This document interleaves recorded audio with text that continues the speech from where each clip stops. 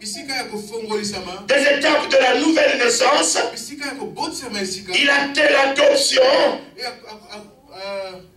L'adoption. Il seulement il est adopté. A commis adopté. Il devient comme le maître. Quand il parle, c'est comme si c'est le maître qui parlait. Amen. Amen. Quand il marche, c'est comme si c'est le maître. C'est ce à quoi le message nous appelle, mes frères. Pas pour former une dénomination, mais c'est pour que nous puissions devenir comme notre maître. Et notre maître, c'est le Seigneur Jésus-Christ. Alors le maître, nous savons dans le monde que le maître, c'est l'enseignant. Amen. Amen. Le maître enseigne les élèves. Donc les disciples, ce sont les élèves. Et le maître, c'est lui qui enseigne, c'est l'enseignant. Dans Jean 14, du verset 15 à 16, nous allons lire.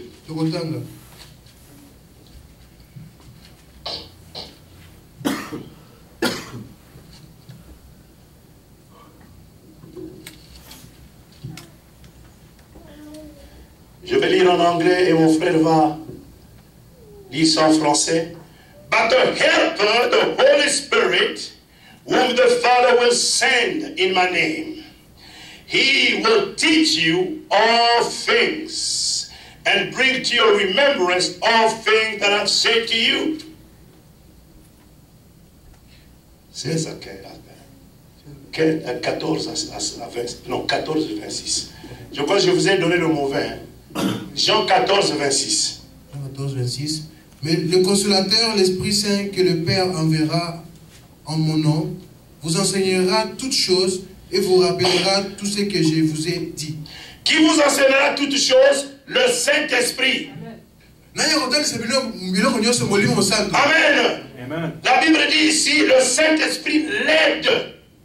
La Bible dit que donc le Saint-Esprit est aussi l'aide, il est là pour t'aider. La Bible déclare aussi que le Saint-Esprit est une puissance. Vous recevrez une puissance après que le Saint-Esprit soit descendu sur vous. C'est alors que vous pouvez devenir mes témoins. Amen. Donc nous voyons aussi autre chose que le disciple est connecté avec le Saint-Esprit. Alléluia. S'il n'y a pas la connexion du Saint-Esprit, vous ne pouvez pas devenir un disciple accompli.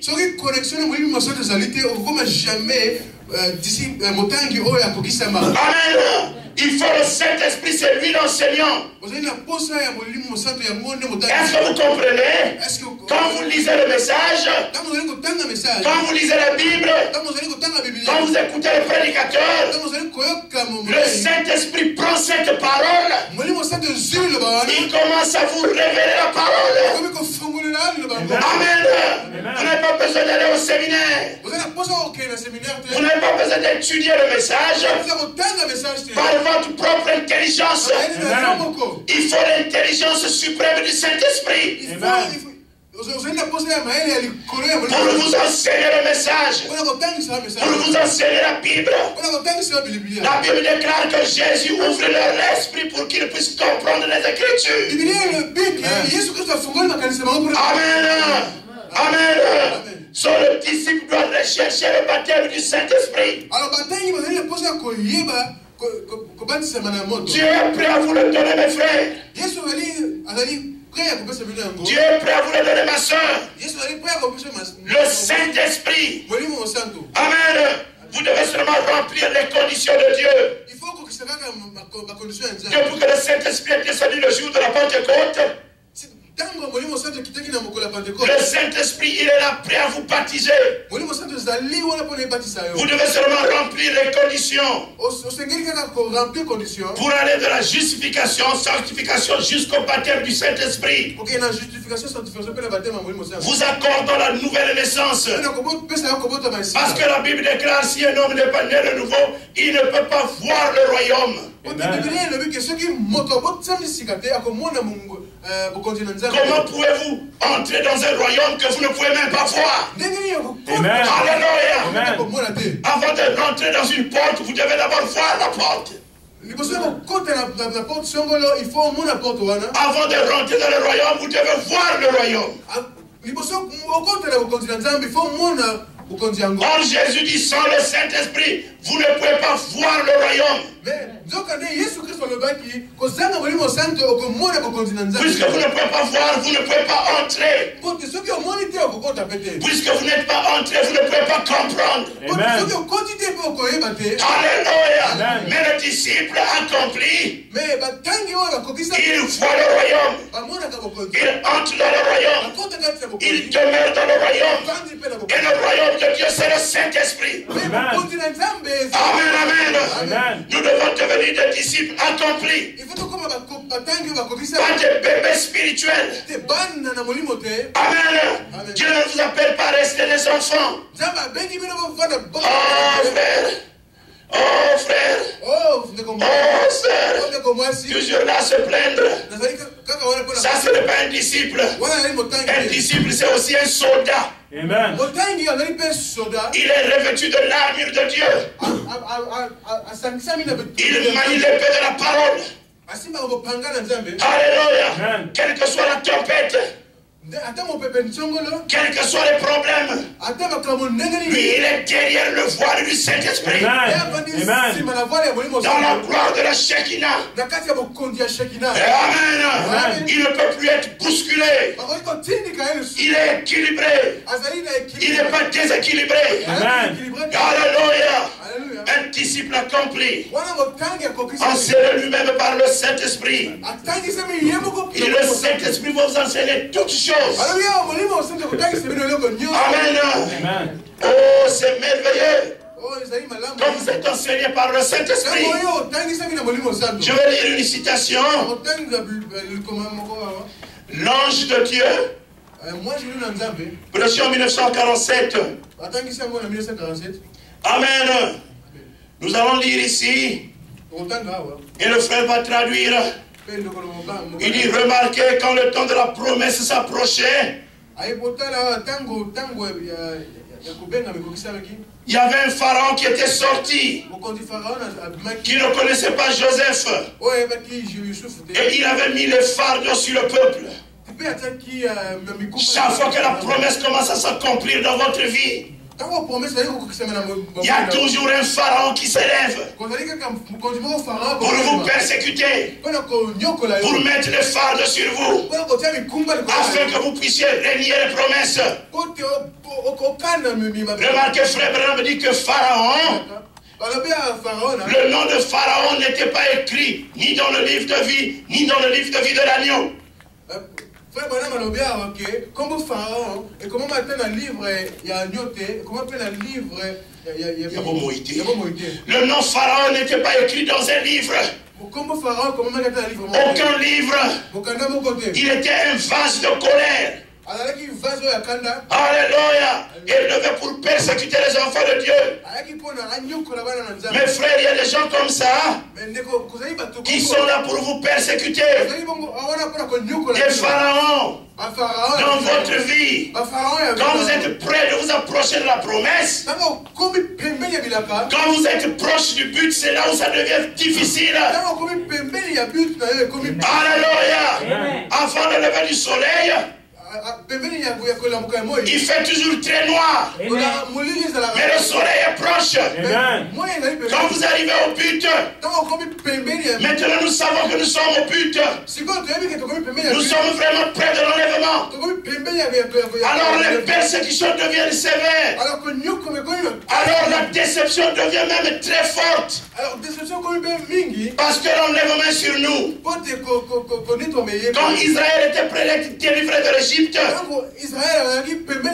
Pharaon s'est élevé pour leur imposer le fardeau. C'est toujours comme ça, mes frères. Si Jésus-Christ agit toujours de la même manière, Satan aussi c'est un imitateur, il n'abandonne pas ses tactiques. C'est la même persécution. Il y a le peuple avait tellement de fardeaux qu'il ne pouvait même pas faire de briques.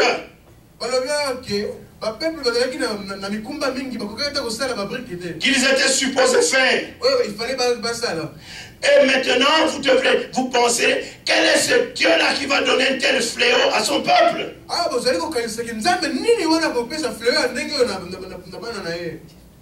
Il dit oui, parce que la parole de Dieu est éternellement vraie. Est-ce juste? Et il a promis qu'il allait le délivrer. Il n'y avait pas d'autre chemin qu'il pouvait le faire, mais seulement ce chemin-là. Alléluia. De les amener d'abord par la persécution. Vous dites, quel est ce Dieu-là qui m'a jeté en Amérique? Et je travaille comme un esclave nuit et jour. Il y a des billes, il y a beaucoup de problèmes, c'est pas comme j'étais en Afrique. Quel est ce Dieu-là qui l'a laissé en Égypte avec une telle persécution? Ils avaient le maître d'esclaves. Si tu ne vas pas obéir, c'était la chicotte. Même le sang pouvait couler, il continuait de chicoter. Mais la promesse était proche. Frère Branham dit que Dieu fait toujours comme cela. Parce qu'il faut d'abord le caractère avant la victoire. Amen. Le caractère n'est pas un don. Mais c'est une formation. C'est pourquoi il dit que le disciple doit être parfaitement entraîné. Et pour que vous soyez parfaitement entraîné, il faut que ce soit l'entraînement du Saint-Esprit. Parce que le Saint-Esprit ne fait pas d'erreur. Un homme peut faire une erreur, mais le Saint-Esprit ne fait pas d'erreur. Mais le voyez ici, il dit au temps de la persécution d'Israël, Dieu avait envoyé un ange sur la terre. Amen. Pendant que la persécution venait, l'ange aussi de Dieu était descendu sur la terre. Alléluia. Pour accorder la délivrance. Et je vis un autre ange puissant qui descendait du ciel. L'arc-en-ciel était sur sa tête. Il posa son pied droit sur la mer. Il posa son pied gauche sur la terre. Et il cria d'une voix forte comme rugit un lion. Quand il cria, les sept tonnerres firent entendre leur voix. Frère Branham dit, c'est l'ange de l'alliance. C'est le Seigneur Jésus-Christ. L'ange puissant est descendu sur la terre. Maintenant mes frères, parce que la promesse est proche, pendant que la persécution augmente, pendant que la déception augmente, l'ange puissant est sur la terre. Il appelle l'église, Jean, viens. Prends le livre qui est ouvert. Mange le livre. Deviens le livre. Deviens la parole. Parce que vous devenez ce que vous mangez. Aucune arme forgée contre toi ne peut avoir d'effet. Amen.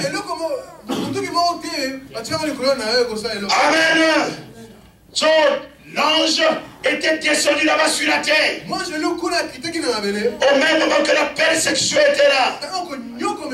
Oh, Dieu est merveilleux, n'est-ce pas? Quand la persécution était venue sur Job, Dieu lui-même est rentré se cacher dans Job. C'est merveilleux quand ce n'est plus vous, mais Dieu lui-même. Il dit alors, mais avant que l'ange ne vienne, donc, quand au moment de la persécution, l'ange est descendu. Mais avant que l'ange ne vienne, il y a eu un petit garçon qui était né au nom de Moïse. Regardez, est-ce correct? Et ce petit garçon Moïse, il avait une naissance particulière. Mais alors, à l'âge de la maturité, il était envoyé pour délivrer les enfants d'Israël de l'esclavage. Et Dieu lui dit avant qu'il ne parte, mon ange ira devant toi. Amen. Remarquez que Moïse avait rencontré l'ange de l'Éternel. La colonne de feu. La théophanie, le logos qui lui avait parlé. Et cette théophanie, c'est l'ange de l'Éternel, c'est la parole. Il lui a dit que cet ange ira devant toi. Donc au temps de la persécution, Dieu envoie un ange. Mais avant d'envoyer un ange, il prépare un homme et il envoie un homme. Et il y a cet homme-là qui était prophète. Mon ange ira devant toi. Amen. Le peuple d'Israël est accompagné par le surnaturel. L'église doit être accompagnée par le surnaturel. Alléluia. Là où il y a Dieu, il doit toujours avoir le surnaturel. Parce que la parole de Dieu est surnaturelle. Dieu est surnaturel. Là où il y a Dieu, il doit avoir le surnaturel. Quand il n'y a pas de surnaturel, il y a quelque chose qui ne va pas. Amen. Amen. Maintenant dit, Dieu pouvait envoyer l'ange, n'est-ce pas? Il pouvait envoyer l'ange lui-même. Donc Dieu pouvait envoyer l'ange ici. Va seulement l'ange et délivre les enfants d'Israël. Mais Dieu n'a pas fait ça comme ça. Amen. Il dit au lieu de ça, il a envoyé son ange pour parler au travers de la voix d'un homme. Alléluia. Amen. Ce n'était plus la voix de Moïse. C'était la voix de l'ange. Dieu caché dans la chair humaine. C'est comme ça qu'il fait toujours. Parce que s'il avait vu un ange qui descendait du ciel, descendre en Égypte, tout le monde allait dire, hey, ça c'est vrai, on a vu l'ange là, donc tout le monde sortons. Mais Dieu ne fait pas comme ça. Il prend l'ange, il cache l'ange derrière l'homme. Maintenant seulement les brebis de Dieu peuvent entendre la voix de l'ange. Josué et Caleb, quand ils écoutaient Moïse, et ça ce n'est pas la voix de Moïse, c'est la voix de Dieu au travers de Moïse. Parce que le prophète est toujours la bouche de Dieu. Amen. Amen. Il a dit à Moïse, Moïse, tu seras Dieu et Aaron sera ton prophète. Je mettrai mes paroles dans ta bouche. Tu prononceras la parole va s'accomplir. Et Moïse pouvait dire qu'il y a des ténèbres dans l'Égypte. Et il y avait des ténèbres en Égypte. Moïse pouvait dire que l'eau se transforme en sang. Et l'eau était changée en sang. Parce que l'ange de l'Éternel parle au travers de lui. C'était les lèvres d'un homme. C'était la bouche d'un homme. Mais la voix était la voix de Dieu. Il dit Dieu utilise toujours un homme pour son travail. Écoutez-moi bien.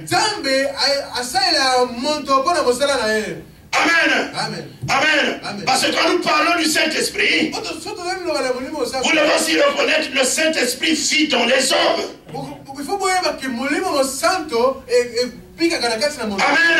Quand Dieu envoie un homme de Dieu vous parler, vous devez avoir le discernement que ça, ce n'est pas l'homme, c'est le Saint-Esprit. Quand vous n'avez pas le discernement, c'est difficile pour vous de suivre, de saisir la révélation. Amen. Parce que vous croyez que c'est un homme. Même quand vous lisez le message, vous devez croire que ce n'est pas l'homme, mais c'est Dieu qui vous parle. La Bible est écrite par les hommes. Il nous faut croire que ce n'est pas Pierre qui a écrit, mais que c'était le Saint-Esprit. Que ce n'est pas Paul, mais que c'est le Saint-Esprit. Que ce n'est pas Moïse, mais c'est le Saint-Esprit. Parce que Dieu utilise l'homme pour faire son travail. Dieu n'utilise pas les anges pour prêcher aux hommes. Il utilise l'homme pour prêcher l'homme. Maintenant vous devez avoir le discernement. Il dit, n'est-ce pas vrai? Il n'utilise pas les organisations. Il n'utilise pas des machines. Il utilise les hommes. Amen. Il utilise les hommes. Il dit le Saint-Esprit était tombé sur les hommes. Et c'est ça l'instrument de Dieu sur la terre. Frère, ça c'est profond. Qui est l'instrument de Dieu sur la terre? Écoutez ce que le prophète dit. Et le Saint-Esprit était tombé sur les hommes. C'est ça l'instrument de Dieu sur la terre. Qui est l'instrument de Dieu sur la terre? C'est l'homme sur lequel le Saint-Esprit est tombé. C'est l'homme qui a le Saint-Esprit. Amen. C'est lui qui devient l'instrument que Dieu utilise. Amen. Comme je vous dis toujours, avant d'utiliser un vase, vous devez d'abord le justifier. Quand vous prenez, vous choisissez ce vase, ce verre par exemple, vous l'avez justifié. Maintenant vous devez le laver. Vous devez le laver. Après avoir lavé le verre, je vous dis frère, je vous sers de l'eau. Dis frère, mais vous m'insultez. Mais il n'y a pas de l'eau dans le verre. Le verre n'est pas rempli d'eau. Le verre est vide. Alléluia. Vous voyez que le verre est un instrument, mais il ne sert à rien s'il n'est pas rempli. Alléluia. Vous pouvez être sanctifié, nettoyé, mais il faut que vous soyez rempli. Vous ne pouvez pas être rempli si vous n'êtes pas nettoyé. C'est même une folie de donner un homme un verre qui est tout sale, vous remplissez de l'eau. Et là, vous ne me respectez pas. Vous ne me considérez pas. Je peux même voir de la terre et vous me donnez de l'eau dedans. Et c'est comme ça que nous nous présentons devant Dieu. Avec plein de choses. Nous voulons qu'il nous utilise. Le disciple ici, il est enseigné par le Saint-Esprit. Mais le Saint-Esprit là doit venir demeurer en lui. Donc le Saint-Esprit est en train de l'enseigner. Mais à un certain moment, l'enseignant vient demeurer à l'intérieur. Donc le Saint-Esprit, il est maintenant à l'intérieur. Il commence à vous enseigner. Il commence à vous parler. Le disciple a une relation personnelle avec le Saint-Esprit. Prochainement, nous allons parler comment entendre Dieu parler. Vous parler.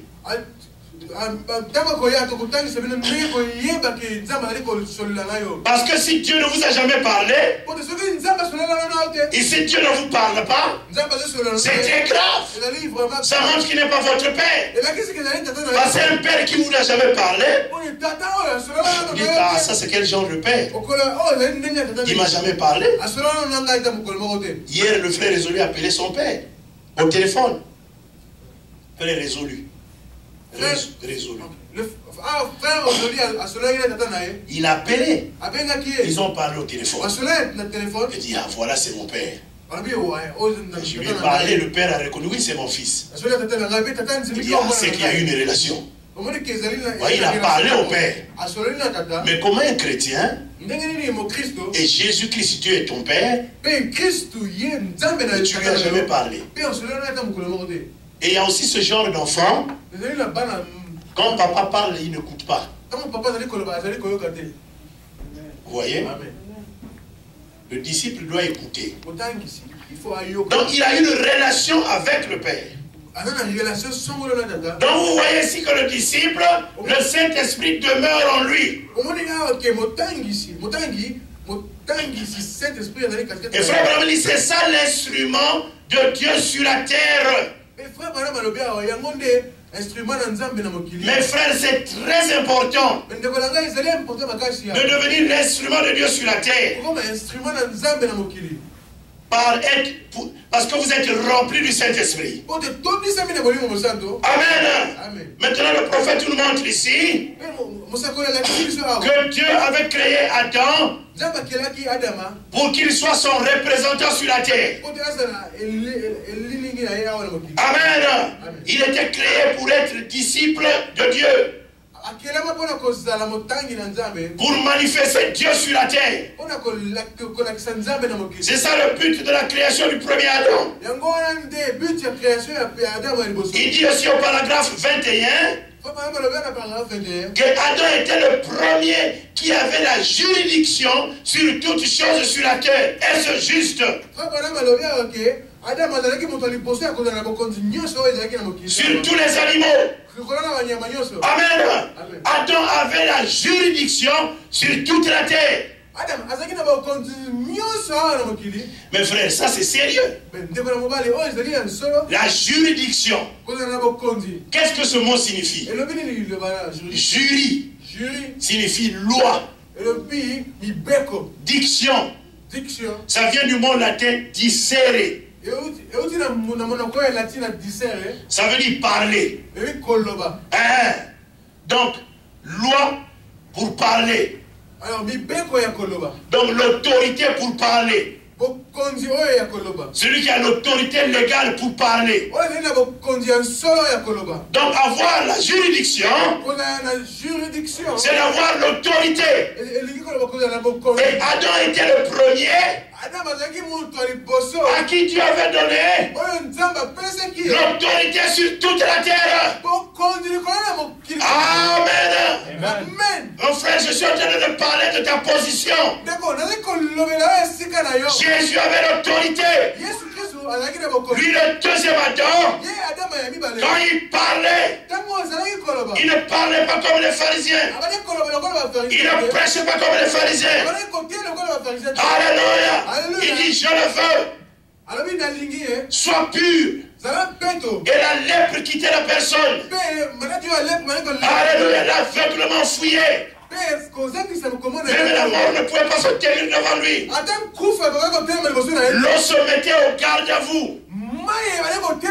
Mais Jésus marchait sur les eaux. Comme s'il marchait sur la terre. Pour comprendre que cela était votre position, Pierre a dit, laisse-moi aussi marcher. Pierre était disciple. En ce moment, il n'avait pas encore le Saint-Esprit. Parce qu'il y a des étapes. Il était encore en train de suivre le maître. Il n'avait pas encore le Saint-Esprit. Mais il croyait la parole. Parce que quand vous croyez la parole finirait par vous sceller. Il a dit, laisse-moi aussi marcher. Mais toi, tu marches. Mais moi, je suis ton disciple. Je dois faire les œuvres que tu fais. Ce n'est pas seulement Frère Branham. Ce n'est pas seulement Paul. Mais les œuvres que je fais, vous les ferez aussi. Jean 14, 12.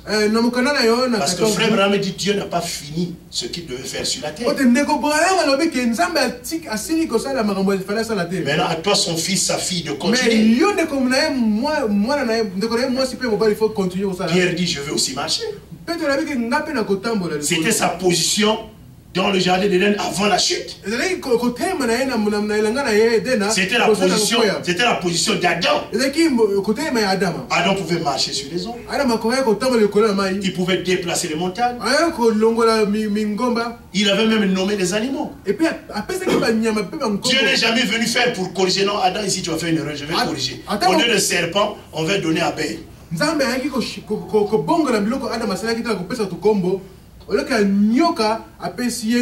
voyez, il avait l'autorité.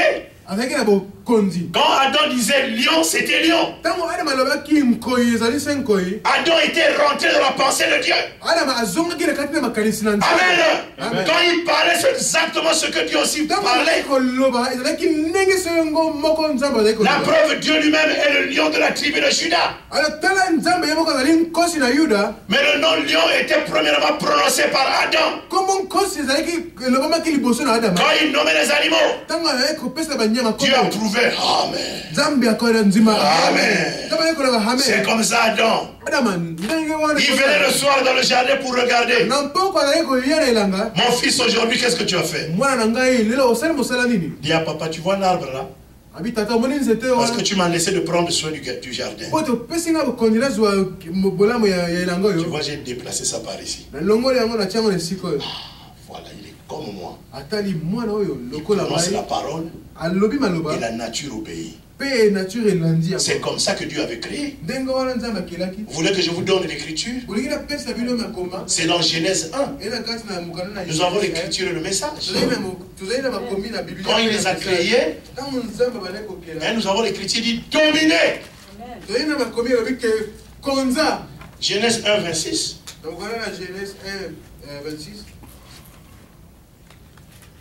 Et Dieu créa l'homme. God created man in his own image. Puis Dieu dit, faisons l'homme à notre image. Continue de lire. Puis Dieu dit, faisons l'homme à notre image, selon notre ressemblance, il domine sur les poissons de la mer, sur les oiseaux du ciel, sur les bétails, sur toute la terre et sur tous les reptiles qui rampent sur la terre. Amen. Verset 7. Dieu créa l'homme à son image, il les créa à l'image de Dieu, il créa l'homme et la femme. Vous voyez? Et maintenant, continue. Dieu les bénit. Dieu les bénit et Dieu leur dit, soyez féconds, multipliez, remplissez la terre et la justifiez et dominez sur les poids, dominez sur la mer, dominez sur la terre, dominez sur les oiseaux, dominez sur toutes choses. Amen. C'est comme ça qu'Adam a été créé. Le prophète dit qu'il avait la juridiction. Quand Adam parlait, c'était la loi. C'est comme aujourd'hui, quand le juge parle, c'est la loi. Même les policiers vont renforcer la parole du juge. Amen. S'il dit le ticket c'est $200, le ticket c'est $200. Si vous contestez, il envoie les policiers pour renforcer la loi. Tu vois les hommes musclés qui arrivent avec des armes. Vous commencez à être rempli, je dois obéir. Mais c'est ce que Dieu fait.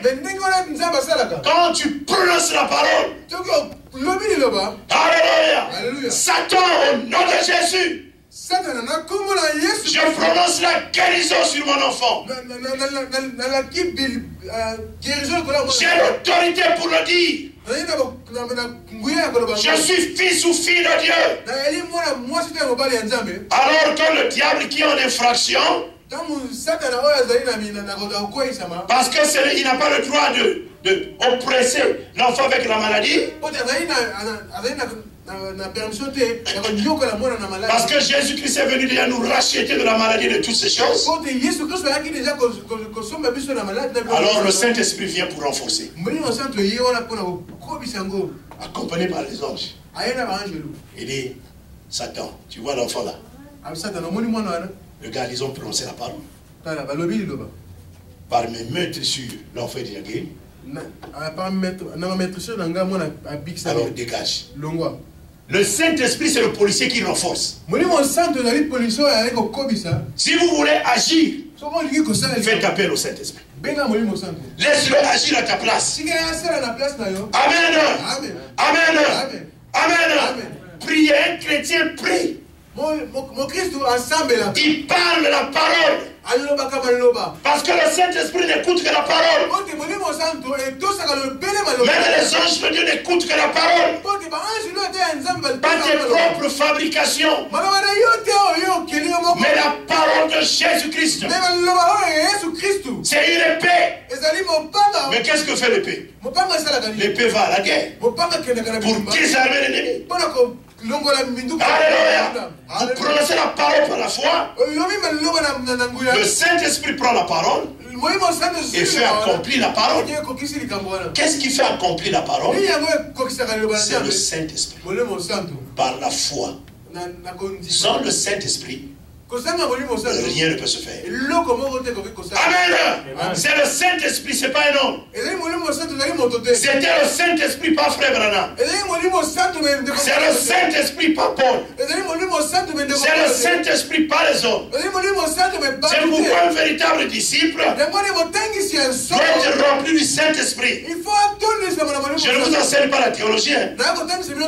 Je vous enseigne les bases du message de la parole. C'est la connexion du Saint-Esprit. Amen. C'est ça qui fait les choses. Alléluia. Donc Adam avait la juridiction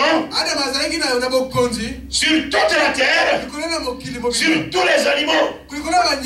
Amen. Mais le prophète dit ici qu'il avait perdu sa puissance.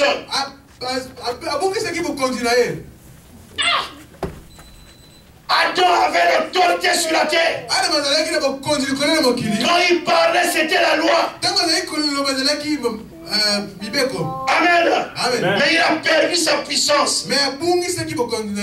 Nous sommes enseignés dans la Bible que ce que le premier Adam avait perdu, le deuxième Adam, Jésus-Christ, a restauré encore à la race humaine. Mes frères, ne soyez pas là pour seulement rester dans l'église. Ne soyez pas là pour écouter un homme. Mais écoutez le Saint-Esprit. Ce que Adam avait perdu, ce que le premier Adam avait perdu, Jésus-Christ, le second Adam, est venu restaurer la race humaine. Qu'est-ce qu'Adam avait perdu? C'est ça que nous devons savoir. Pour connaître ce que vous devez être.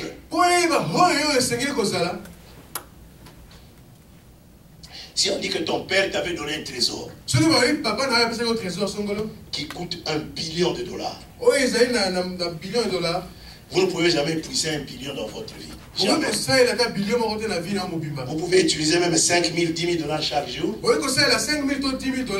n'allez pas épuiser ça. Si on vous dit qu'il y avait un trésor perdu, c'est $1 billion. Mais un homme a retrouvé ce trésor-là pour vous. Quelle sera votre réaction? Ah bon? Le trésor de papa est retrouvé, c'est $1 billion. Ok. C'est ça l'église aujourd'hui. Ok. Vous allez dire, ah, $1 billion. Qu'est-ce qu'il a? Je vais servir l'oncle Sam ici. Chaque fois, je travaille nuit et jour, j'ai 1 billion. Mais je suis le patron. J'ai une grande maison. J'ai des voitures. Vous n'avez pas encore des voitures, mais vous avez seulement entendu.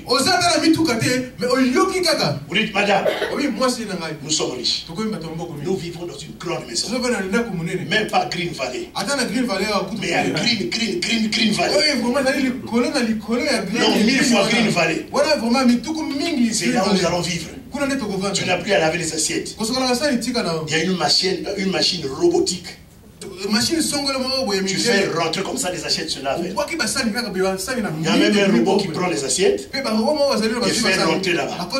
Si tu veux préparer, le robot là prend tout et prépare. Et nous maintenant on va jouer au tennis, puis on va prendre l'huile de miel. On fait des voyages en Afrique et partout. $1 billion. Vous allez chercher à rencontrer cet homme. Cet homme-là vous appelle au téléphone. Je suis Monsieur Jésus-Christ. J'ai retrouvé votre trésor. C'est $1 million. L'incrédulité va quitter. Mais je dois seulement. Qu'est-ce que je peux aller? Je dois aller voir. $1 billion. Ça veut dire finir les billes. Finir les wake up early morning. Dans la neige, je dois aller travailler. Tout ça c'est terminé. Je peux avoir mes propres business. Vous allez aller rencontrer cet homme vite. Pour retrouver votre trésor. Mais si la Bible vous démontre que ce que Adam avait perdu, Jésus-Christ est venu restaurer à la race humaine. Regarde le chrétien. Ah bon? Ah, ok. Mais ça c'est quoi ça? Vous devez être en train de sauter. Alléluia. Qu'est-ce qu'Adam avait perdu? Jésus-Christ a restauré. Mais je dois connaître ce Jésus-là. Je dois être en contact avec lui. Je dois le retrouver. Pour retrouver ce qu'Adam avait perdu. Qu'est-ce qu'Adam avait perdu? Quand vous lisez dans le message de la brèche, le prophète démontre que Adam avait l'héritage de toute la terre. Comme on a lu dans Genèse 1, 26 à 27, jusqu'à 28, que Dieu avait dit à Adam, domine sur toute la terre. Je te donne la responsabilité de nommer les animaux, de commander aux animaux. Les démons ne pouvaient même pas s'approcher d'Adam. La maladie n'existait pas. Adam était couvert par la gloire de Dieu. Et la gloire de Dieu aujourd'hui, c'est le Saint-Esprit. Alléluia. Adam était fils de Dieu, avec la responsabilité de toute la terre. Toute la planète de la terre donnée à Adam. Il pouvait appeler Monsieur Serpent, viens ici. Toi, là, faut te mettre à ta place. Monsieur Éléphant, viens. Toi, ta place, c'est là-bas. Amen. Rivière. Je veux traverser de l'autre côté. Mets-toi au garde. Et Adam passait. Vous avez vu Moïse séparer les eaux. Mais ça, c'était la position d'Adam. Vous pouvez dire, ah bon, je ne vais pas marcher sur l'eau, je vais marcher en terre sec. Allez, l'eau sépare-toi. C'était la position d'Adam. L'eau se divise, l'eau obéit à son maître. Et Moïse et les enfants d'Israël sont passés. Élisée, c'est la même chose. Quand Élisée suivait Élie, écoutez-moi bien. Nous sommes en train de parler sur le sujet être comme le maître, être comme Jésus-Christ. C'est ça le véritable disciple. Et un véritable disciple est rempli du Saint-Esprit. Il est en contact avec le Saint-Esprit et il agit comme le maître, pas comme l'église, pas comme frère interne, pas comme sœur interne. chrétienne. Mais il agit comme le maître. Quand Élisée suivait Élie, écoutez, il était un disciple, hein? Mais il n'était pas encore rempli. Alors Élisée suivait Élie. Ils ont passé par Bethel.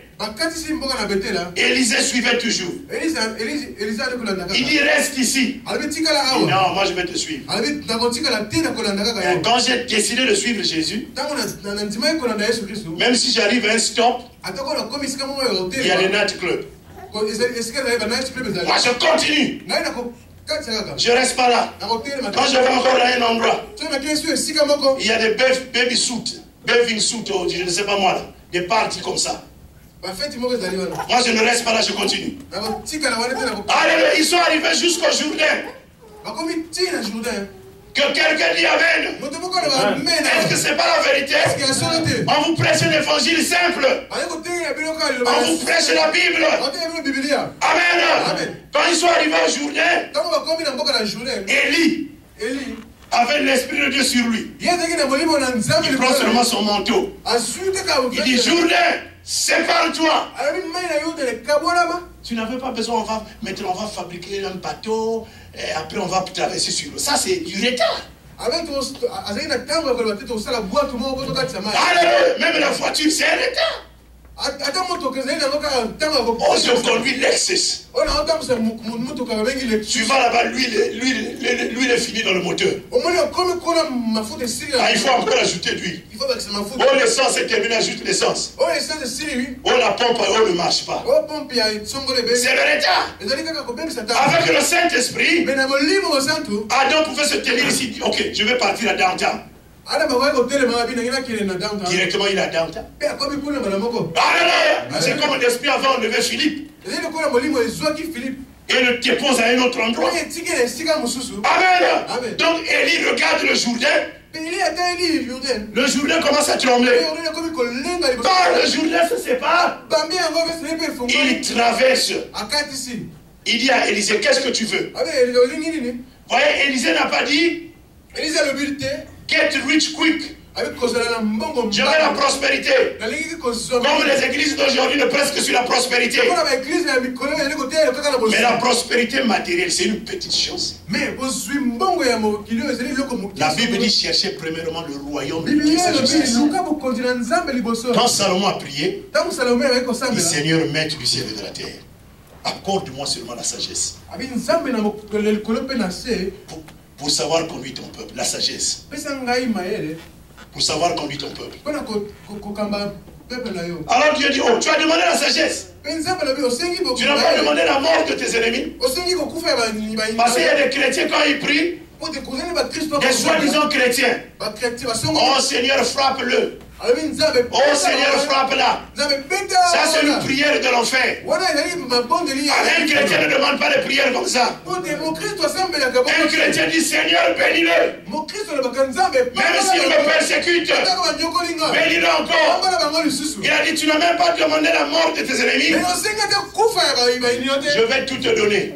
Je te donne la sagesse. Je te donne l'argent. Amen. Je te donne une longue vie. Je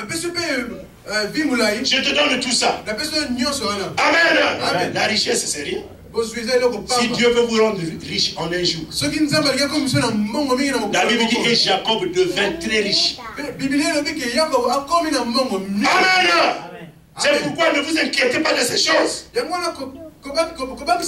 regardez Élisée. Il dit je veux la double portion de ton esprit. Mes frères, si vous avez le Saint-Esprit, donc vous avez une relation personnelle avec Dieu. Vous êtes plus que le président des États-Unis.